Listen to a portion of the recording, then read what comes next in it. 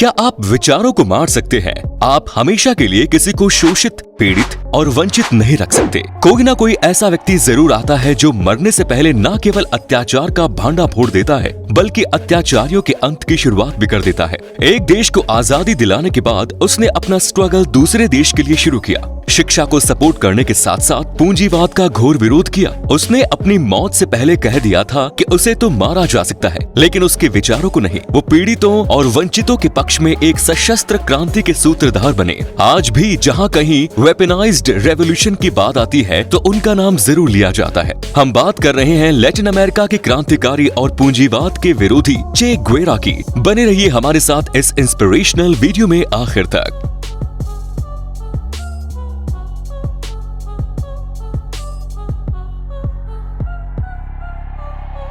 Argentine का एक क्रांतिकारी चे गुवेरा 14 जून 1928 को अर्जेंटाइन में पैदा हुआ। बचपन से दमे का मरीज होने के बावजूद वो एक अच्छा एथलीट था। शतरंज का अच्छा खिलाड़ी होने के साथ साथ अपनी जवानी के दिनों में वो किताबों का शौकीन था। उसके घर में लगभग 3000 किताबों का ऐसा खजाना था जो उसकी ज्ञान की भूख को पूरा करता रहता था। मेडिकल साइंस का स्टूडेंट होने के साथ साथ चे गुवेरा क्रांतिकारी ऊर्जा से भरा हुआ था। साल 1950 में उन्होंने साइकिल से ही 4500 किलोमीटर का सफर तय किया।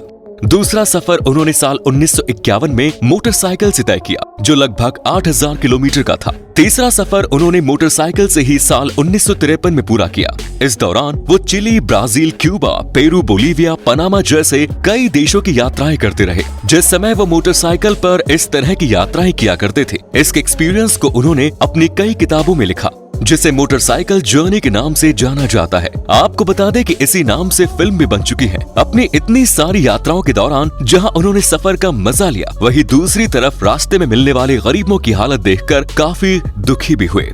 उन्हें इस हालात से काफी परेशानी भी होती थी कि लोग कितनी बुरी परिस्थितियों में जीवन जीने के लिए मजबूर हैं। जब इसका कारण उन्होंने जानने की कोशिश की, तब उनको समझ में आया कि इन देशों की कठपुतली सरकारें अमेरिका के इशारे पर काम करती हैं, जबकि अमेरिका पूंजीवाद के रास्ते पर चल रहा है, जहां गरीब हमेशा गरीब होता जाता है और जो अमीर है वो अमीर होता जाता है। चे गुवेरा ने इसके बाद अपनी आगे की जिंदगी इन गरीबों और पीड़ित लोगों की सेवा के लिए समर्पित कर दी। उन्होंने पूंजीवादी ताकतों के खिलाफ एक सशस्त्र आंदोलन शुरू किया और जिंदगी आने वाले 13 साल इन देशों को आजादी दिलाने के लिए संघर्ष करते रहे।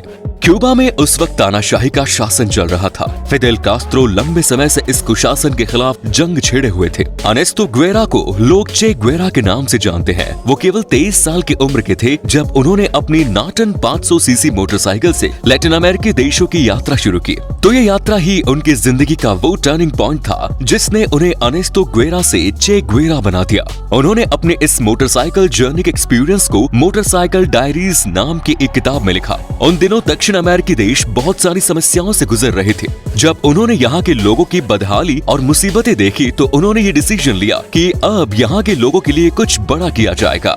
यहाँ के लोगों की समस्याओं का एक बड़ा कारण था पूंजीवाद। तो उन्होंने अपना टारगेट पूंजीवाद को ही बनाया और अपना आने वाला जीवन इस पूंजीवाद से स्ट्रगल करने के लिए ही समर्पित कर दिया।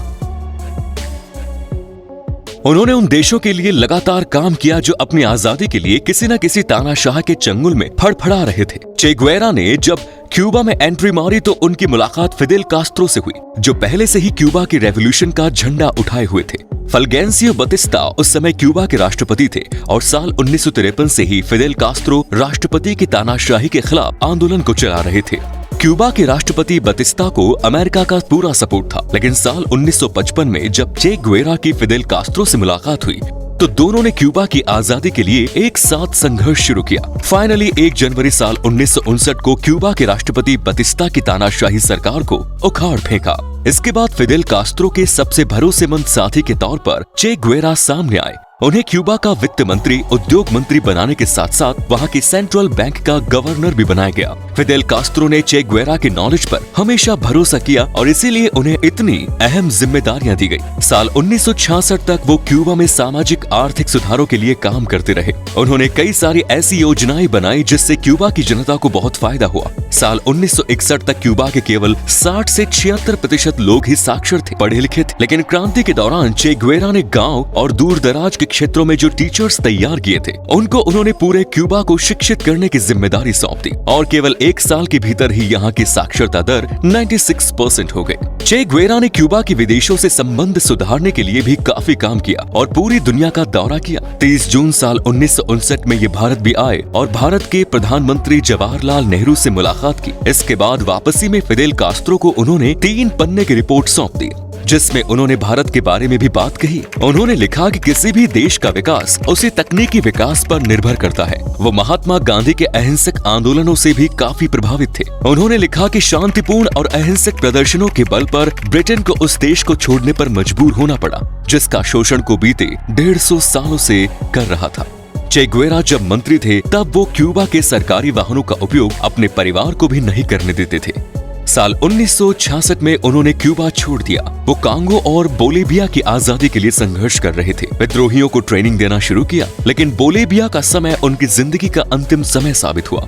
बोलिविया में उनका सामना वहां की सरकार के साथ साथ अमेरिका की खुफिया एजेंसी CIA के साथ भी था। अमेरिका क्यूबा में हुए तख्तापलट से पहले ही नाराज चल रहा था, इसलिए वो किसी भी कीमत पर नहीं चाहता था कि चे गुवेरा को आगे बढ़ने का मौका मिले। 7 अक्टूबर 1966 की सुबह चे गुवेरा और उनके साथियों के जंगल में छिपे होने की खबर एक जासूस ने बोलिवियन सेना और अमेरिकी खुफिया एजेंसी CIA को दी। लोकेशन की जानकारी मिलने के बाद करीब 18 फौजियों की एक टुकड़ी ने चे गुवेरा और उनके साथियों को घेर लिया। दोनों तरफ से खतरनाक फायरिंग होती रही।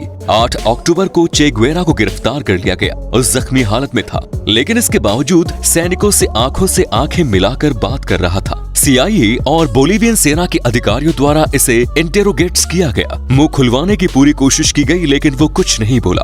कहते हैं कि अपने अंतिम समय में उसने तंबाकू की डिमांड की, जिसे पूरा किया गया। तंबाकू देने वाले का उसने शुक्रिया अदा किया। लगभग 2 दिनों की लगातार पूछताछ के बाद जब कोई नतीजा नहीं निकला तो इसकी जानकारी सदर को दी गई और उसने इनकी मौत का हुक्म सुना दिया। CIA तो चाहती थी कि उसे पनामा ले आ जाए ताकि वो उसे अच्छी तरह से इंटरोगेट कर सके, लेकिन सदर को इस बात का डर था कि अगर चे गुवेरा फरार हो गया तो उसकी सरकार पर खतरा में आ जाएगी। इसीलिए 9 अक्टूबर 1967 को उनका एनकाउंटर कर दिया गया। सार्जेंट मारियो टेरेन को सीधे सीधे हुक्म दिया गया था कि चे गुवेरा के चेहरे को छोड़कर उसे इतनी गोलियां मारी जाए कि उसकी मौत हो जाए। सार्जेंट मारियो ने उसे 9 गोलियां मारी और चे गुवेरा की 39 साल की उम्र में मौत हो गई। कहते हैं कि उनकी मौत के बाद अथॉरिटीज ने ये फैसला लिया कि उनकी डेड बॉडी को यूं ही फेंक दिया जाए, जिससे कि ये दिखाया जा सके कि लड़ाई के दौरान उसकी मौत हो गई है, ताकि उन्हें अनावश्यक ट्रायल फेस न करना पड़े। इस पूरे घटनाक्रम से एक जानकारी निकलकर सामने आई जो बहुत ही अजीब थी। चे गुवेरा ने सारी जिंदगी जिन लोगों के लिए खपा दी, उन्हीं में से एक व्यक्ति ने उनकी मुखबरी उनके दुश्मनों के लिए कर दी। वो बकरियां चराने वाला एक चरवाहा था। जब उससे पूछा गया कि चे गुवेरा तो तुम लोगों के हक के लिए ही लड़ रहा था, तुमने उसकी मुखबरी क्यों की? तो उसने कहा कि बागी चे गुवेरा की गोलियों से उसकी बकरियां डर जाती थी, इसलिए उसने उसकी मुखबरी कर दी।